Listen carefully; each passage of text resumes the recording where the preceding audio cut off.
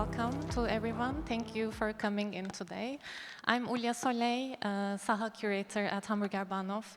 It's a great pleasure to be here today with Kader Attia as part of the In Conversation series generously supported by Deutsche Bank. So I'd like to thank Deutsche Bank for their collaboration as well. Working across sculpture, installation, film, and archival research, Kader Attia's practice since the 1990s has consistently engaged with questions of colonialism, migration, identity, and the legacy of Western modernity. At the center of his work is the concept of repair, a way of thinking through injury and trauma not as something to be erased, but as something that remains visible, where scars and fractures become part of how histories and identities are formed. Today, rather than following a strictly chronological path, we'll begin from a more personal and immediate place, and then move through some of the key ideas and works that shape his practice. But first, I'd also like to take a moment to list some important presentations of his. So his work has been presented widely in international solo exhibitions, including the Hayward Gallery in London, the Museum für Moderne Kunst in Frankfurt, and SMAK in Gent, as well as more recently at MAMBO in Bogotá and MUAC in Mexico City. He has also participated in major international exhibitions, such as Documenta 13, the Venice Biennale, and Manifesta 12 in Palermo. And in 2022, he curated the 12th Berlin Biennale, and since 2023, he has been professor of time-based media at HFBK Hamburg.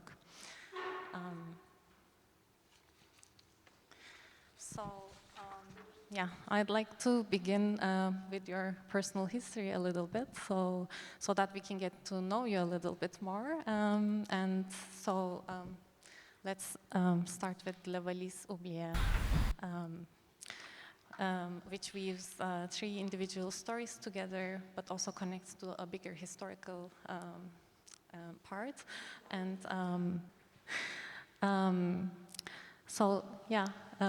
would you like to start with talking about Les Valises Oubliées? Thank you. Thank you very much. Thank you. Thanks to all of you who have been able to come here despite the beautiful weather outside. I'm very proud of you.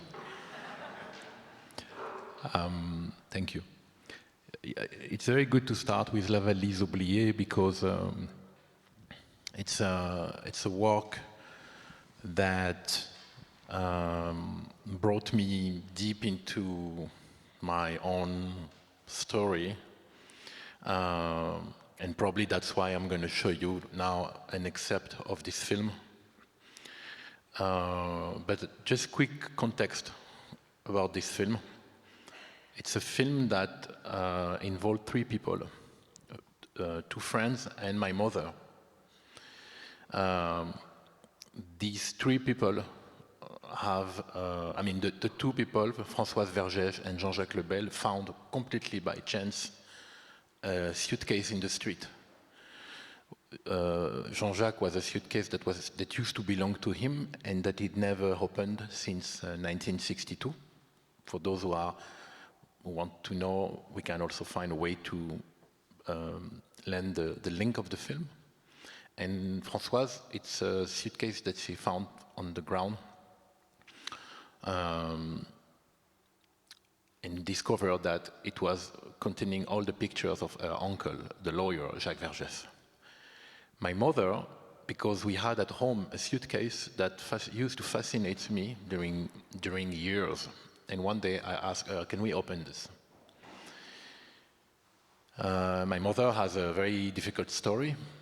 She was orphaned, and in this excerpt, she just speaks about a moment when she was a kid, but this moment, psychoanalytically, count a lot for me, because before becoming an artist, I started with drawings and photography.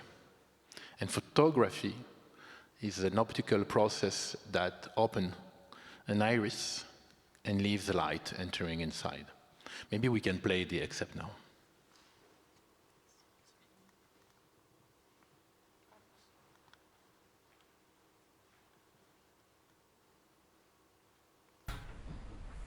قاعدة كومسا حتى تفكرت سي فغي الطبيب عنده الحق. تو الشي اللي صرا لي كنت صغيرة دركا سي ان فيلم نقول لك عليه كيما كوماسيت حتى لدرك. اللي تي تخي ديور خالية ما سامحهاش، لا هي وخالي راهم في جهنم يتحرقوا. هاي ما حكيليش هذه علاش؟ ما قراتنيش، هذه خالتي هذه خالتي وي ما سامحهاش. ليه خالك خالي كان يضربني ما خليكش تولد روحي من ليكول دارني كومين كوزات كاروات بويض يحكمهم يديروا من البنتورة لا بنتور لويل باش ما نشوفش برا كي سباس.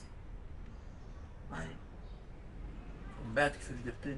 انايا نبرش هكا بيدي باش نطلع. وي نطلع نشوف العباد. كان مارشي كبير قدامنا، مارشي كبير تفرج شوف الناس.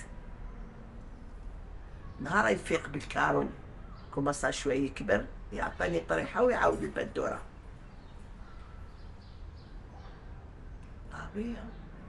عاود بعد زيدي ابخي نزيد نعاود نزيد نبدل الكارو اخر ونزيد باش نتفرج برا. باسكو قاعده في الدار غارقين عليا. مرتو تروح عند سافامي وانا مسكينه قاعده كوزات. وحدك؟ وحدي برك.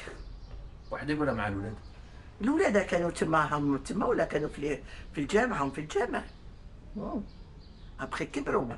انا برات ما نروحش نجيبهم سي انتردي. دار لي العجار. كيما حبست؟ 11 دار لي العجار. 11 ما ننساهاش. 11 دار لي العجار ودار لي الملايه. علاش؟ كان اغيري هو؟ غاف. Mais méchant, les méchants. C'était la méchanceté quand même. أنا صغيرة 11 ans. C'est quoi 11 ans? Mais pour ça ما قلت والو. mais على القراية ما نسامحوش. ما نسامحو لا في الدنيا لا في الآخرة. وراهو في جهنم ومازال. حتى دفن إخلاص شبا كيفاش نقول لك. نو هو وخالتي هذه وسيا. هذه وسي. داك الخلا ان شاء الله. لو كان هي قالت له خوها لو كان عينها خالتي هادي حطها موني وسيف ليك تقرا. علاه ما تقراش طفيله يتيمه؟ نو.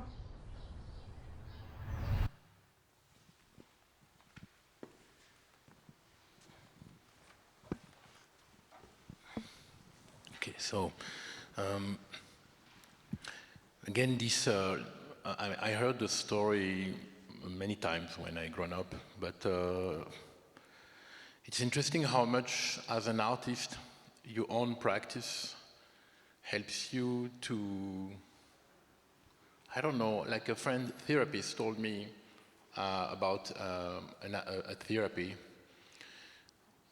Some artists use their work as a therapy, not even consciously. And for me, the story of my mother scratching the window to leave, to see the life actually coming in, is very much linked to what Roland Barthes explained in his Camera Clara. The fact that Roland Barthes says we have to be close to the model, but not too close and not too far. He called this, what we call in photography, the focal distance, which makes the point. But Barthes used this as a metaphor to life. Metaphorically, even any topic, political, whatever, love, is something from which you need to find what Barthes, I'm quoting him, the good distance. And this good distance is difficult. So when I got this story from my mother, I was always like, again, and still I am, thinking that it's kind of strange that I started to be interested by art not even art, as we know from my work today, but through photography. One of the work I'm showing now at AKV, I'm speaking about this because it opened yesterday. It's a film on the tirailleurs sénégalais, but this film was born also with a Nikon FM2 photographic camera with analog. In 1998, I was part of an activist group for documenting refugees in Paris, and I'm also making a long story short here, but it's important to understand that at that time, there were not communication like today with WhatsApp, it's social media. So I got a paper of an action that was supposed to happen, where to meet in Bastille. Okay, I'm making a long story short now. The D-Day, I arrived in Bastille, the platform of the metro, of the subway was full. We went in the same subway, 13 stations after we left, everyone was running, and the rest you can see it in the film. I'm actually running with them, but I took so many pictures of this moment, climbing the stair until we climbed the stairs of the Museum of Colony in Paris, that became now the Museum of Migration, which is strange also. What was the purpose of this? North African and Sub-Saharan African activists for sans-papiers were demonstrating to say that our grandparents have fought to free Europe from fascism, and I've fought for France 2 times, and now we just ask for the debt, you know. So I think art is a thread, and that's why I wanted to start with this excerpt, because it's not something that I really I thought about it consciously. It's like it's even not editing it. It's after I saw the film, and I thought it's interesting how much many things are connected, but not necessarily as you imagine.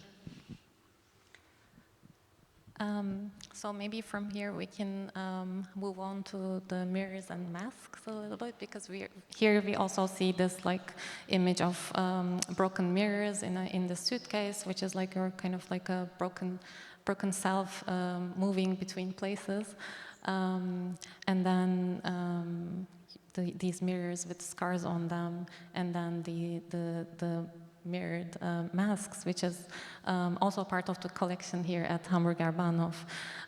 So here you reverse the function of the mask in a way, turning into something that reveals and reflects rather than conceals.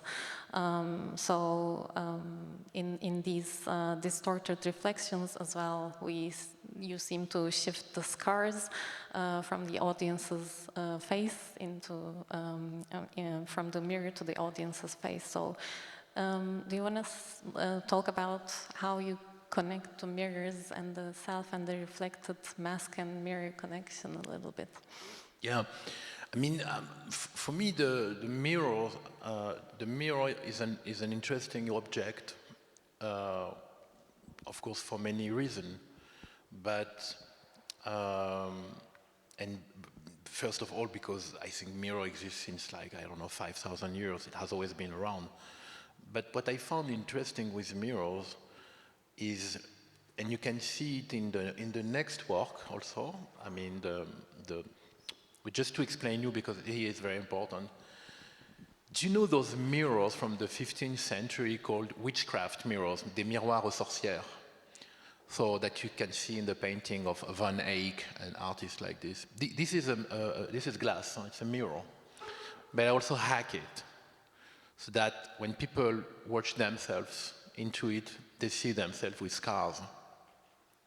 I'm fascinated by scars, and that's why in 2012, at the Documenta, I worked on the repair, because I think the notion of repair is something you cannot separate from the wounds. If you think repair, there's always the wound, the injury somewhere. It's the whole problem of repair. There have been many works since then everywhere on repair, which I'm not interested by. I think repair is metaphysic. We cannot explain it. We reach, when we dig, when you scratch really what means the repair, I'll tell you later why, because it's been 20 years almost, and I discovered things practicing.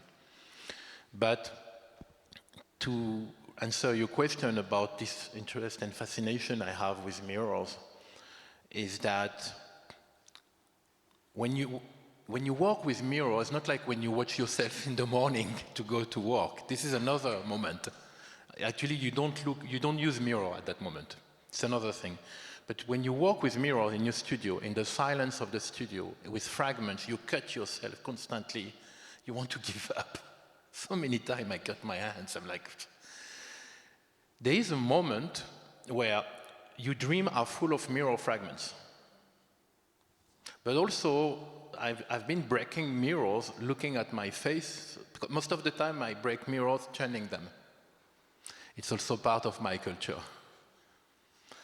But when I did break mirrors, having them because I forgot reflecting my face, I have to say that psychoanalytically something. Try just at home whenever I invite you to do, you look yourself at the mirror and then you break it with a hammer. It's like fragmenting your own subjectivity. And fragmenting out your own subjectivity is just making what you really are. Because we are not one single subject.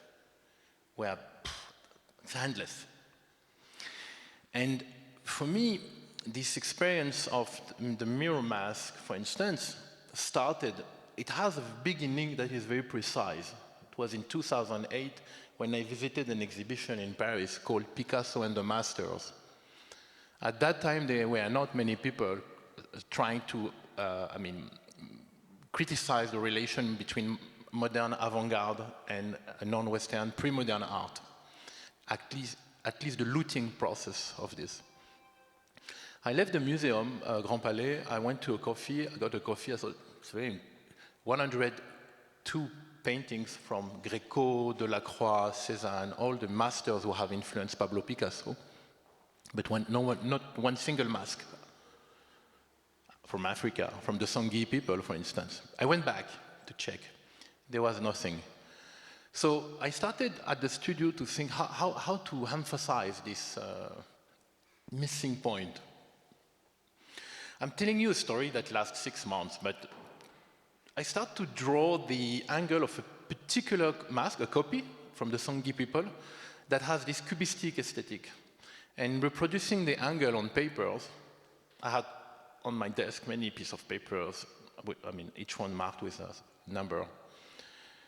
And one day, I actually merged the reason I was investigating, and I was so much moved by trying to make justice, and this sort of Sisyphean incapacity that art has sometimes. You want to explain things exactly like I'm doing now, but in an exhibition you cannot. You cannot write a long text. I also wrote a letter to the commissaire, Marie-Laure Bernadac. I wrote her a letter.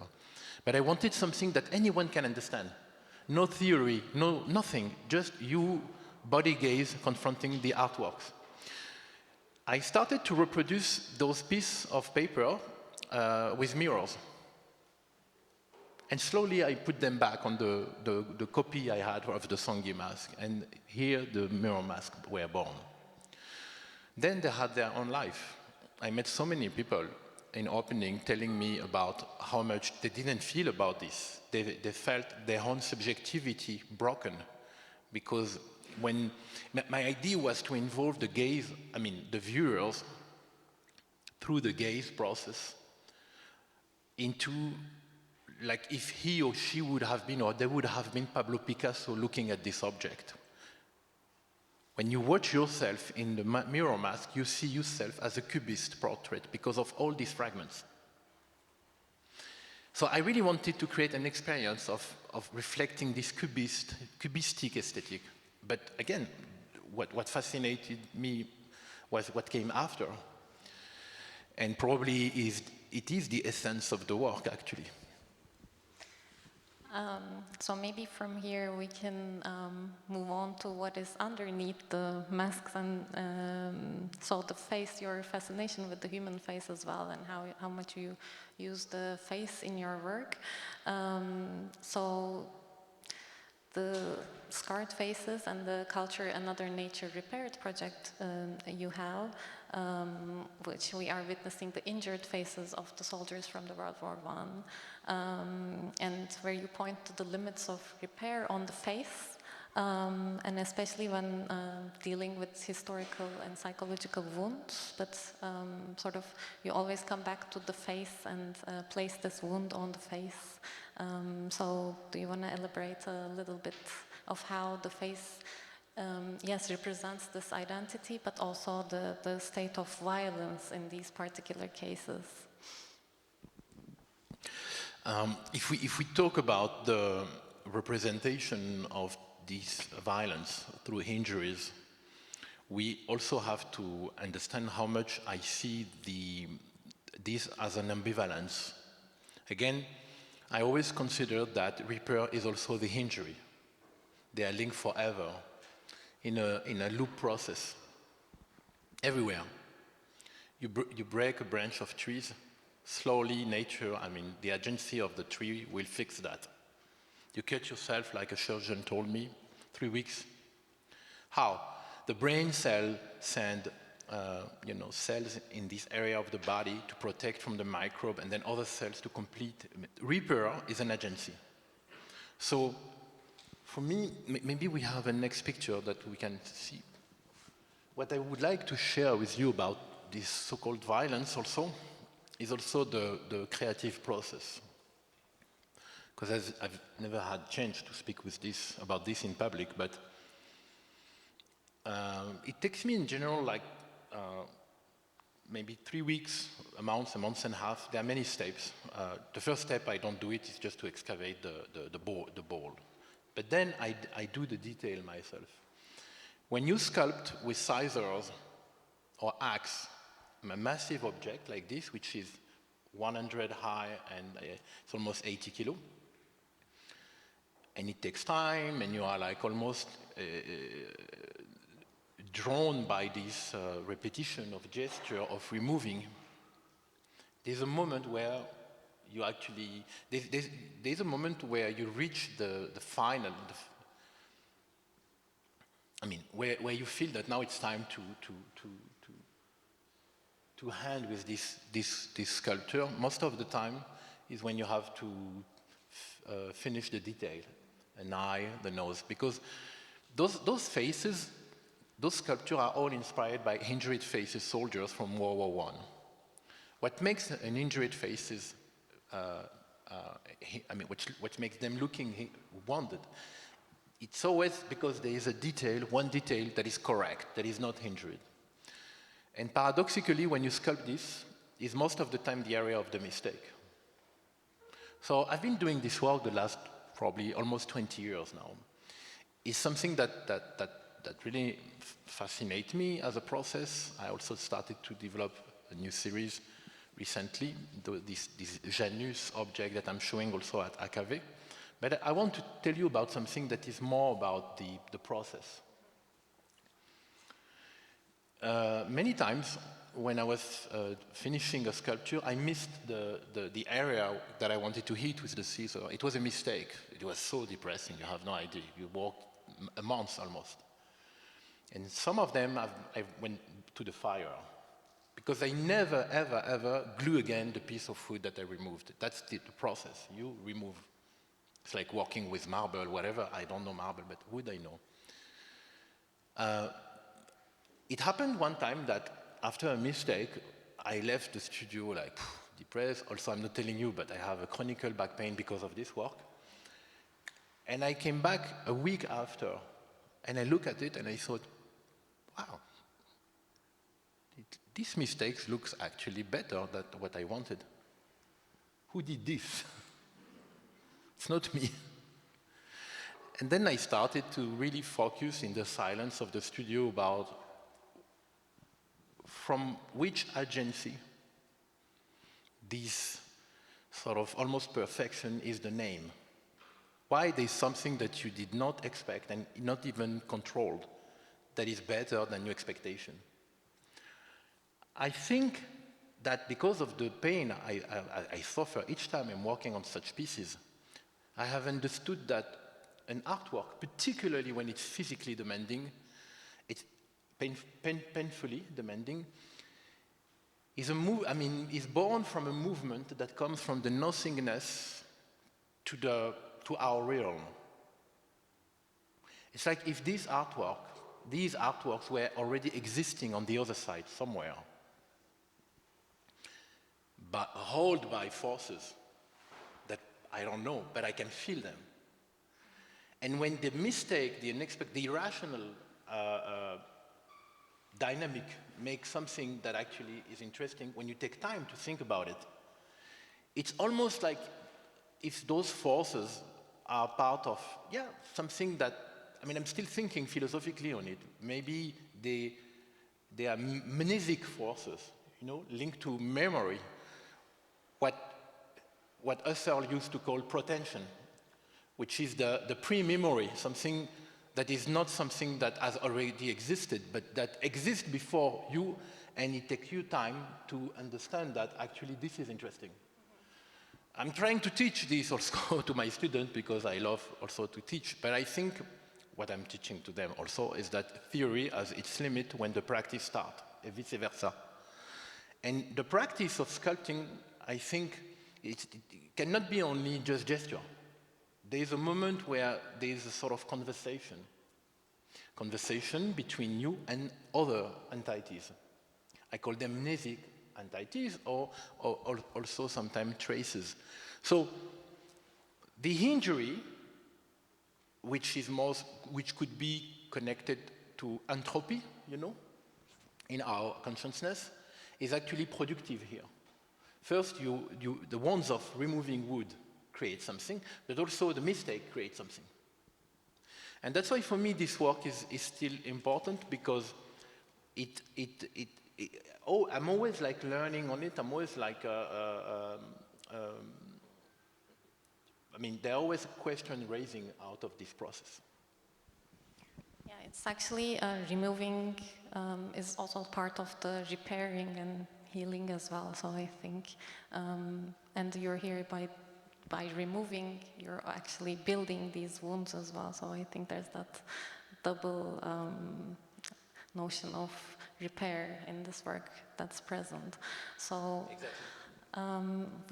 from here we can speak a little bit more about the series of that you speak about repair as well, and you call these works mirrors as well. So I think we can circulate a little bit more on repair and mirrors by these works that you beautifully show the wounds as very visible parts of the pieces. But maybe we can come back on the work before the painting, because I think this is also interesting in terms of what I was trying to explain, the unexpectability of creation.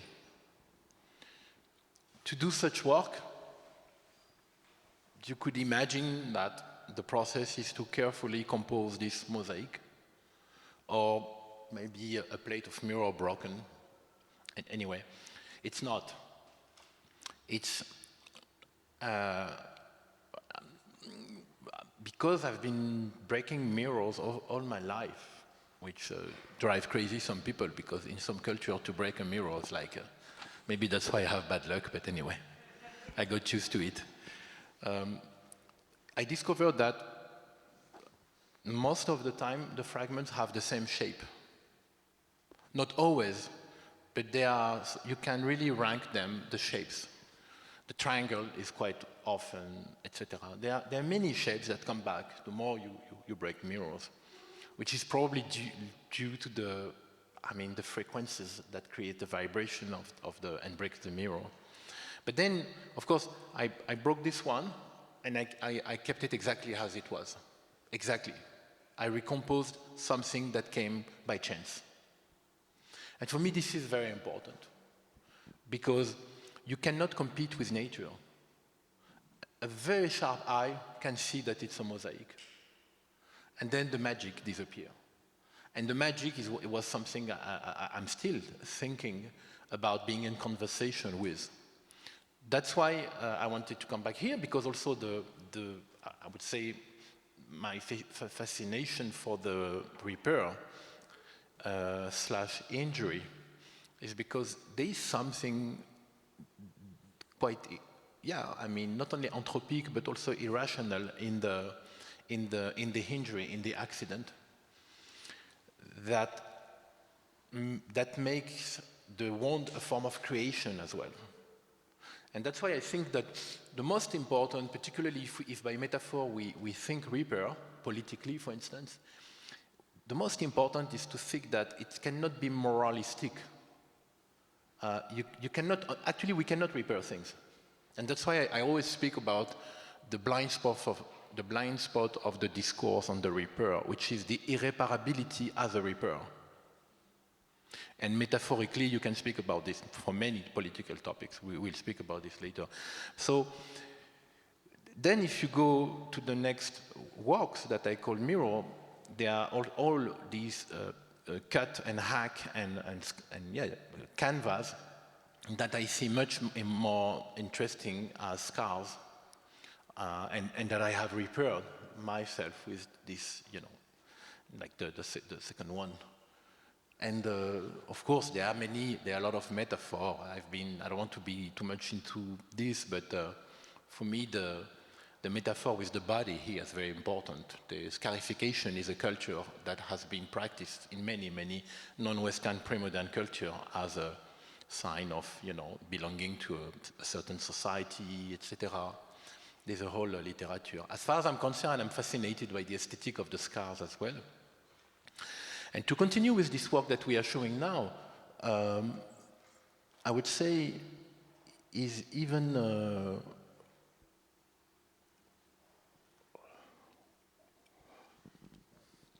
this is even another aspect of what I have understood as fundamental in pre-modern culture.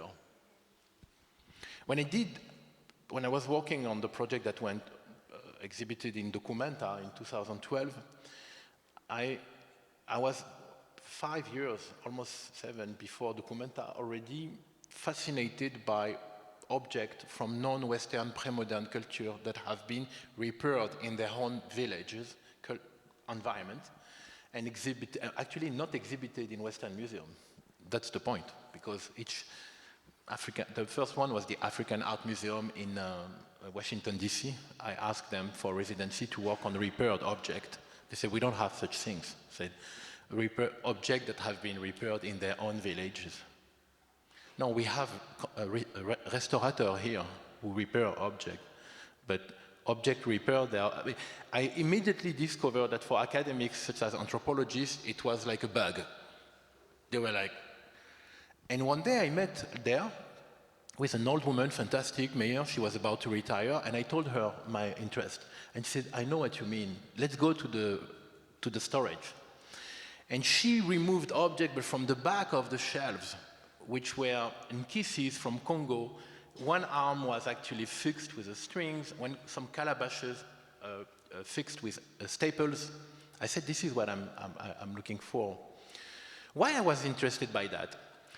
First, I was interested by the fact that non-Western pre-modern culture have never tried to erase, to hide the injury, the wounds. The wounds have always been part of the repaired object. Like if the person who has fixed this calabash was sending a message for the future, saying, I did this, I fixed this, we have to take care of this. Like most of the time when you look at a mask that has been repaired, it's because it was a precious object and people didn't want to replace them. Of course, there are many cultures like the kintsugi in Japan, where the ceramic have been repaired, fixed with this beautiful gold. There are many cultures. Even in Europe, if you do researches, even in Istanbul, when you go to the cistern, I don't know if you remember, there is one head of Medusa that hold the column. This is a repair. The reuse of former object to fix a contemporary architecture or object is a repair. Repair is, has many forms of languages, aesthetic. I even used to call it reappropriation. There are many metaphors. But why it's interesting? It's interesting because the Western mind, particularly at the turn when these objects were brought at the end of the 19th century in Europe, has been convinced and also selling the idea that repairing would mean to erase the injury and make the broken object looking exactly the same like before the accident. If you go to the Pergamon Museum here, I know because I know the restorator. There are some ceramic here that have been completely shattered, and they have been fixed by this very talented woman. You need a microscope to see the cracks. With an eye, you don't see it. This is, for me, the fantasy of modernity. Repairing an object and making that the accident has never happened, creating us a delusional world where actually the power is to control time and therefore the narrative.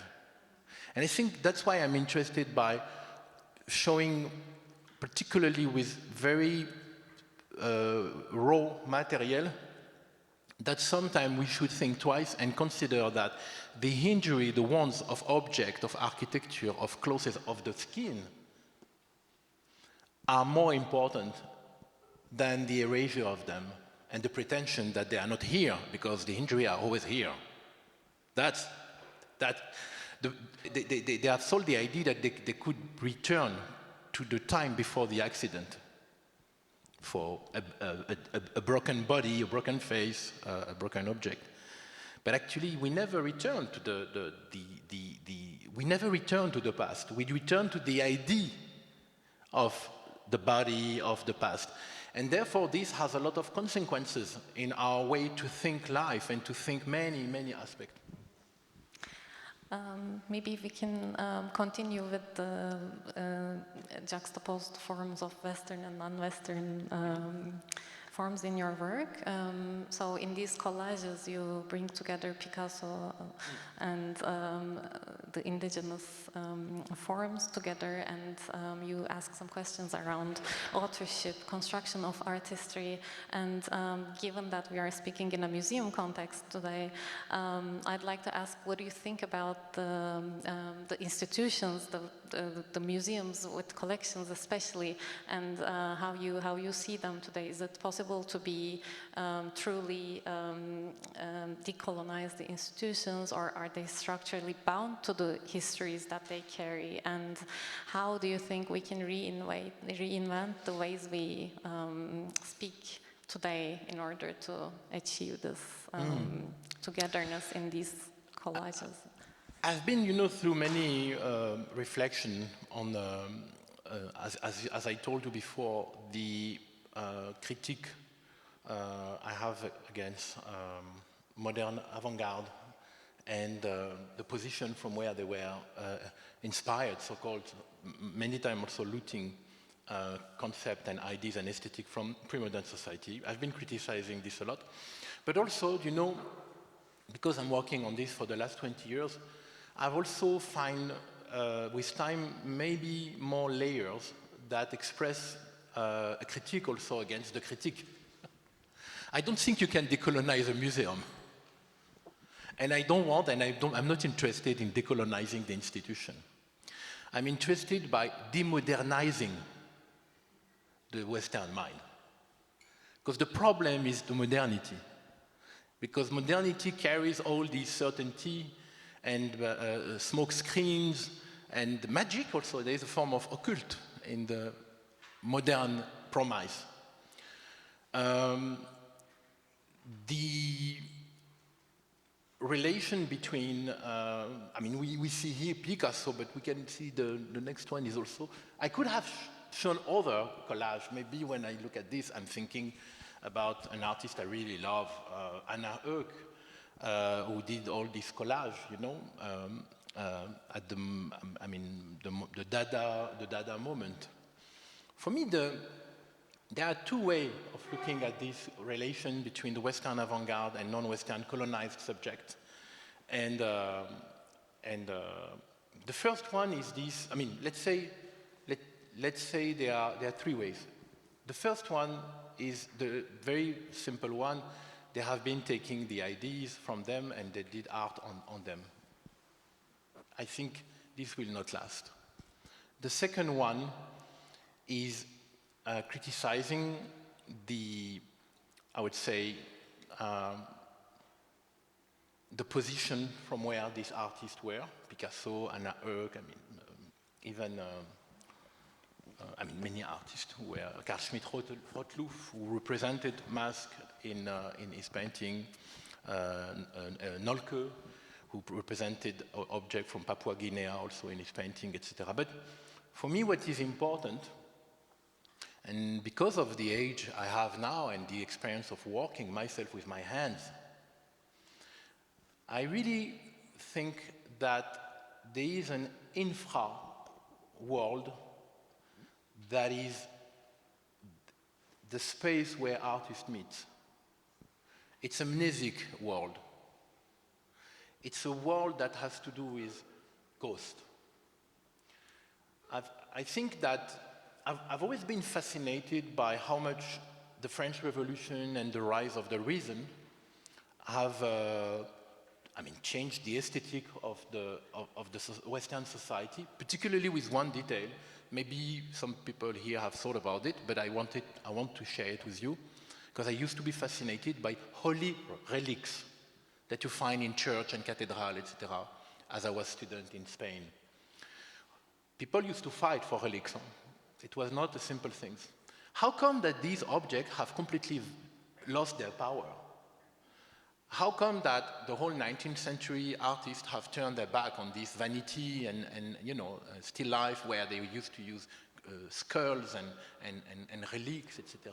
I think they did not do it because they wanted.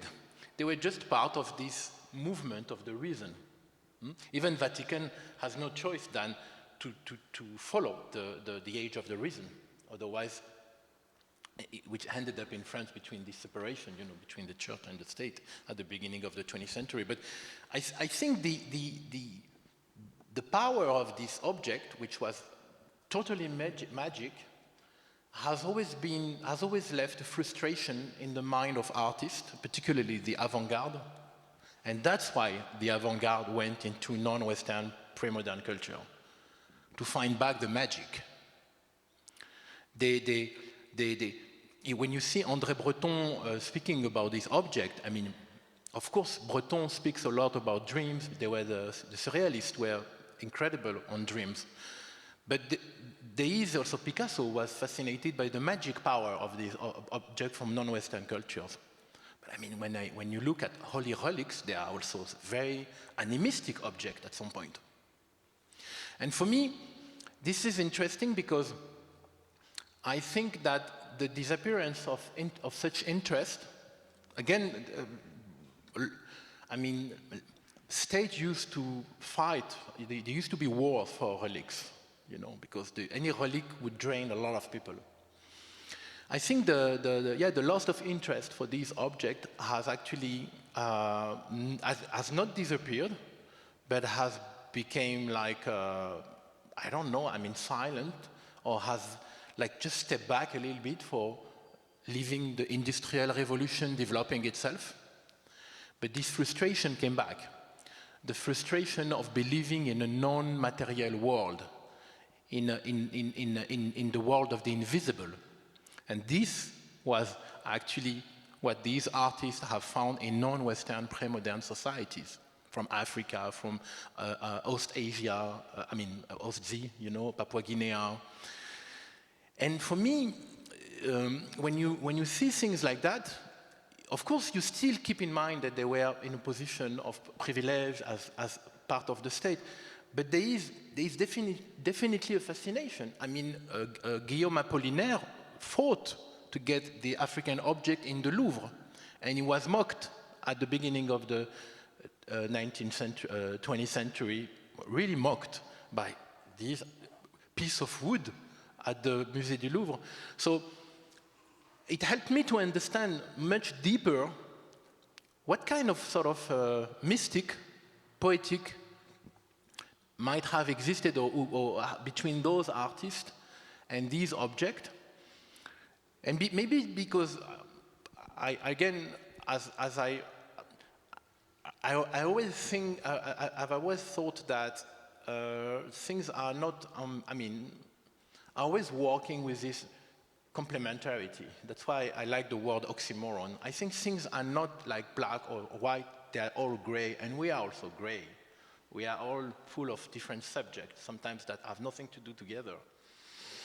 And sometimes it's good that today we have this reflection on, rather than getting limited by the need to, and probably a bit moralistic, which concerns me, of getting achieved on one thing without any agenda behind, so. Yeah, I think that's a great moment to move on to the other works that you also talk about, religious ceremonies and rituals, including the oil and sugar and halal tawaf. So maybe we can see the video first, and then Yes. we reflect on this. Yeah, it's a short one, yes.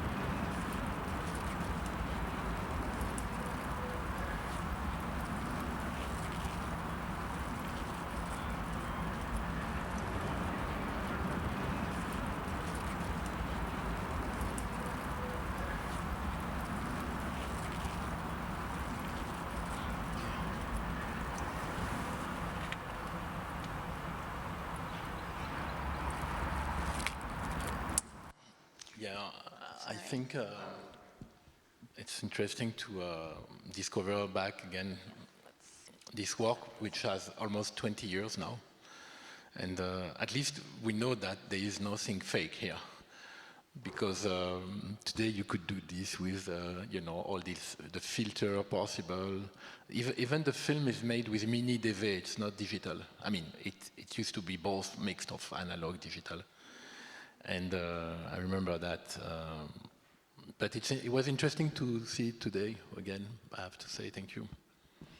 And yeah, that and also this work, which is called Halal Tawaf, they both work on several layers of yes, religion and also this controversy between this like sacred practice and also capitalism, and so many like layered readings are possible with these works. And yeah, it's just throughout your practice, I think it's nice today that we go back to these two works and also reflect a little bit on how, in relation to today, how you go back and read these works. I mean, for me, what is interesting in this selection of work that you made is also the way that not only that some topics I was working on 20 years ago are still relevant, but also I found out that at that time I was very much interested by addressing right to the front the topic, almost building symbols, you know, or playing with symbols. Oil and Sugar, the video, was not meant at the beginning to represent the Kaaba, the holy Kaaba of Mecca. It was definitely, for me, the paradox, or the parallel we can draw between sugar and oil that has a lot to do with capitalism and slavery and extraction, etc. But then, what is interesting is that, again, already, without naming it, I was very fascinated, like I am today, by how much a work has its own life, has its own agency. There's a moment when, it's very short, where when you think about the Holy Kaaba, and for me, these are probably the ghosts I'm talking about, like I would say, and it's not a joke, it's very serious, like my mother and Jacques Derrida says, because I got the same answer for two different people. They both believe in gods, in a ghost, because both of them think that we are the ghost. And those ghosts that we are, I think, mnesic traces. So the fact that you see at this moment something that that was not even the intention of the artist, I can really tell you, makes sense. Which brings us to this work. The Tawaf, which is the movement that all Muslims have to make around the Kaaba 7 times, anti-clockwise.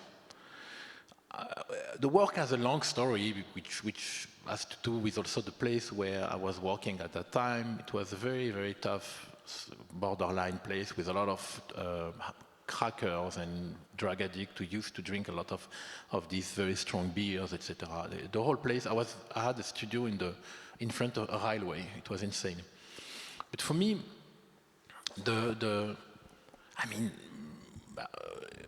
my work here, like, with oil and sugar, are not criticizing religion, actually. I don't mind, I don't care about religion. They're criticizing capitalism. Remember that religion is the opium of the people. And when I'm displaying the Tawaf with beer cans, I'm criticizing how much capitalism has this almost divine agency to recycle everything and reborn from its own ashes constantly. So that's why I wanted to do this work. And we can go to the next work, because I think the three of them are linked. And it's interesting to see that the three of them have been made more or less the same 2-3 years. 2008, 2009, 2007. Why I'm saying this? I'm saying this because there's definitely in the time we are living in today for a while now, for almost 5 or 10 years, this question in the mind of many people, whether democracy is reliable, but it's not a new question. I mean, Socrates was already skeptical against democracy in the Republic. Of course, they have this aristocratic vision of a society with king philosophers, but for me there is a problem that is not democracy has the promise, but has what the words today are the libertarian, the way that far-right, techno-liberal people are using what democracy is supposed to be in order to take over and impose tyranny. And at that point, Socrates was already saying this. So before we open the floor to questions, maybe we end up with this last work we wanted to speak about, resonances. I think it's a really beautiful moment to end this conversation. Exactly. I will do it quickly, but I will because it doesn't look what it is really. It's a whole installation of, as you can see, of bird cage, but they are all floating in the space. And people are invited to shake them, which create a total difference with what we see here. Because when you make one cage ringing, you continue with the others. And you ended up with this cacophony of bell ringing and cage moving. How I came to this idea? And I think it's great to finish with this. I'm always very concerned by the way that the art practice limits you in terms of critique, political critique, particularly today because we live in a society of information where a significant cacophony is controlling the sense, you know? And just imagine that each cage represents one person on social media. Someone speaking, making sound, thinking that she or he is speaking for the world, while in general you speak for 5 people. You know, you echo chamber. And more problematic, you know, by not listening the others. But we are all human after all. And to address this critique that for us is obvious in an artwork, I didn't want to make it very moralistic again, very obvious, too discursive. I just wanted to bring back the need to listen. Because I think one of the things that have been missed a lot on this, so many things I've curated on Reaper, is the fact that Reaper means listening also. It's extremely important. And that's why probably I'm interested in psychoanalysis, because this is a field where even listening is not listening. It's like you make, like Karima Lazali, a psychoanalyst I work with from Algeria, she said, you have to become silence. You have to make silence. But still, when there is a word, a keyword that comes, you pick it. And I think this installation invites people to this experience, through a poetic way of what does it mean to be all together when we are all different. But it is because we are all different. It is because we are all different that we are all the same as well. And that's why I wanted to show it. I hope you will have the chance to see it live, because a picture does not really deserve. That's why I'm explaining it. Thank you very much. Thank you very much.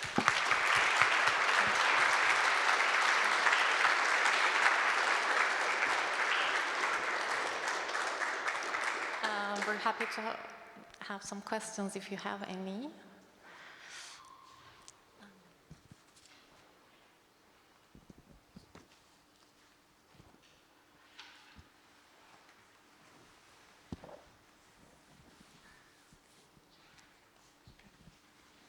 Darf ich versuchen, auf Deutsch zu fragen? Ja. Can I try? Ja, Yes. zuerst mich. Ich, Auf Deutsch. I know your concept of repair since the documenta very well. I was a guide at this documenta. I had to. I didn't understand right if you make your sculptures from wood, or you do it now yourself, or yes? Yeah. Because at the documenta they told that you let them make. No. I mean the process of sculpting. I started in Senegal with some craft, but you have to understand that such piece of wood need, let's say, 3 steps. The first one, you have to create an oval and the shoulder, but without detail. This is very, very physical. I got tired. I have assistant for this. Then you have to do the detail. This is something I do myself because I'm really looking for something that, as I was explaining, sometimes I'm like, even if I'm sculpting for a while now, these sculptures, I'm always going to a known area. Because with such scale, you have your picture of the soldier. Sometimes a clay model also helps. And you start to draw with coal on the surface of the wood. Sometimes, when I know it's obvious, I ask assistant to carve the main things. But the last step, really like the last step, what will give to the work this very sharp, angulous aspect that also, I mean, refer to not only cubist, but the aesthetic I want, this is my work. Yeah. Thank you, Kader, for this great talk. Mine is more a comment. I find it super interesting what you said about the surrealists and their interest in masks, because they're longing for the magic that were lost with the relics. Christian always tells the story that the Cologne Dome in the medieval times actually was the first art fair, because this was where relics were traded. You know, so you had the Holy Grail, edition 10, you know, plus 2 AP. And Enlightenment pushed back, you know, religion and the magic of relics, but the substitute for bourgeois society was actually art and the belief in the genius. And maybe the surrealists, after the first avant-gardes of the 20th century, started to doubt the concept of artistic genius, and they were longing for a different kind of magic. And so I found it very interesting that you discovered this point, that they turned back to the masks, maybe because they are missing the magic of the relics. Thank you. Thank you very much. I don't know who was, Tarek was. There's one question here. There's a mic.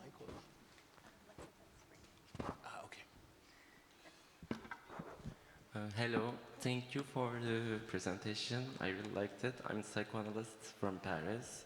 So it's really like make me think about the concept of René Roussillon, a psychoanalyst in Lyon. René Roussillon, who talks about the narcissistic contract between 2 people and fundamentally between the child and the family, which consolidates the identity. And the fact that you call your work mirror, it's like, reminds me that narcissism and the ruptures which is caused by that contract's misarrangements. So I just wanted to add this like dimension, a psychological dimension of the work, if you ever think like that too, maybe. Thank you. Interesting. I did not understood everything, I'm sorry. But I like the reference to mirror. I mean, as I said, that it's a fascinating object that, on the one hand, it's good that you brought the word narcissistic, because I think the power and the violence of the mirror is that it plays on both aspects. On the one hand, it has to do with this narcissist fantasy, but on the other hand, it shows you how much we are not one subject. And that's why I was explaining this experience I did so many times by breaking a mirror that I was, because breaking, I don't know, in a week, 50 mirrors, probably even more, like 70, to make fragments. There's a moment where you don't even pay attention to the object, but your mind got lost into this, into what refer the reflection. And that's why I was telling you that the mirror show you yourself in a, probably the narcissistic aspect is very delusional, because it's not the point. The real point is that it shows you how much we are made of so many subjects. And that's why for me the question of like pronouns, for instance, in gender question, he, she, they, I would say we are all there. I think this question of there is really what defines us. We are subjects. We're not one subject. We're not even few subjects. There's no, it's endless. Because when we grew up, and I was talking with Kwame Mackenzie, a psychiatrist from Ghana, a brilliant person. He was telling me, but it's very interesting what you said, because with epigenetic today we know that. We can see that the environment can change the human body, genes. So there was other questions? Here, I'm here. Thank you very much. I don't have so much age to follow all your work, but you know, till studying in art from the early age,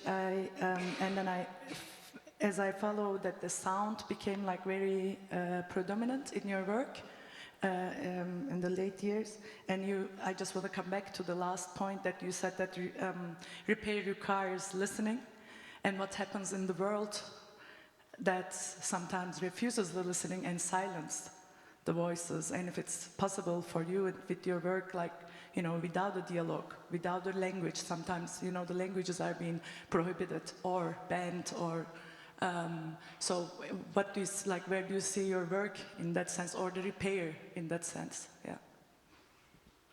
I mean, thank you for your question. But by listening, I think I'm thinking about the experience that continue almost the experience of the mirror. Listening that you are not only one subject is listening. Let me give you a concrete example. Today, we live in a society so-called connected, where most of the time we are the recipient of messages that we didn't want. I mean, alert. All of us working on something, and you have this alert, you know, you have to save this, you have to do that. The hijack of our attention, I mean,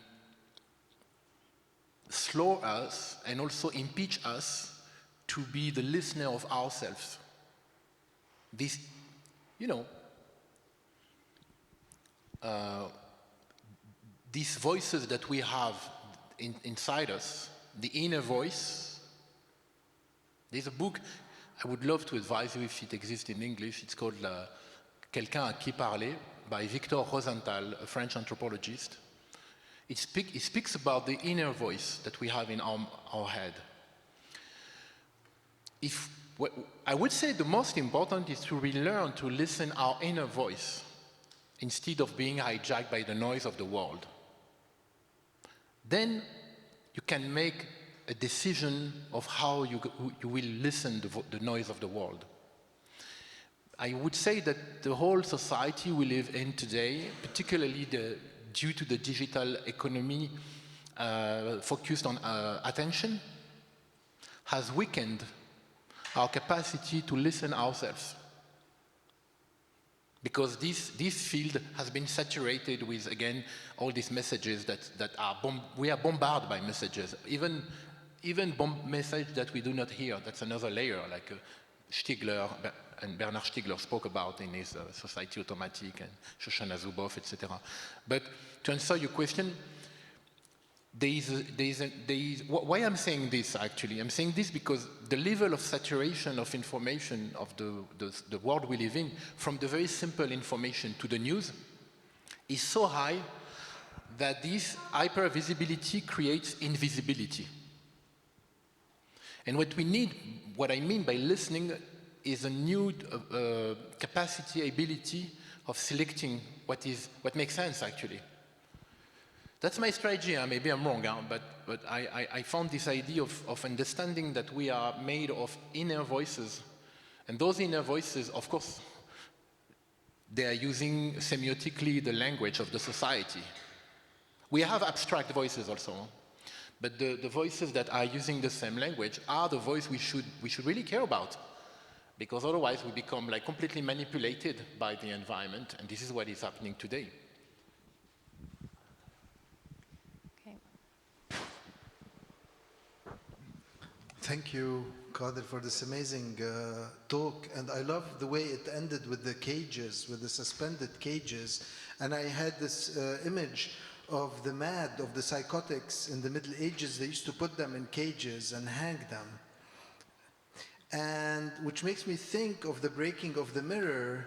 And if we think of Jacques Lacan's mirror, it's the mirror that consolidates the subject. But when the mirror breaks is the moment of psychosis, it's the moment of total fragmentation. And if we say that the order of modernity, the modern age that you describe so beautifully, is the consolidation of the subject, the modern subject, but also the consumer, are we no longer in this order of modernity? And if that's the case, then are we in the realm of psychosis? Thank you very much for this remark. I found it fascinating, the question of the invention of the subject, because the time we are living in today, in between the time you are talking about, the Middle Age, and today, is, let's call it the so-called romantic moment.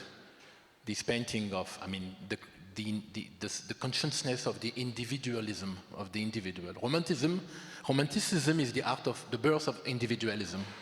One of the most interesting paintings representing painting is the Caspar David Friedrich painting of the man looking at the sea. So this invention of the individualism is questioning, your remark for me help us to question, are we witnessing the end of this subject, this unique subject? I leave it here. I found the question fantastic. I think I leave it here because I don't know if it's good or bad. On that intriguing question, thank you very much for sharing this afternoon with us. Thank you, Kader. Thank you very much. Thank you very much.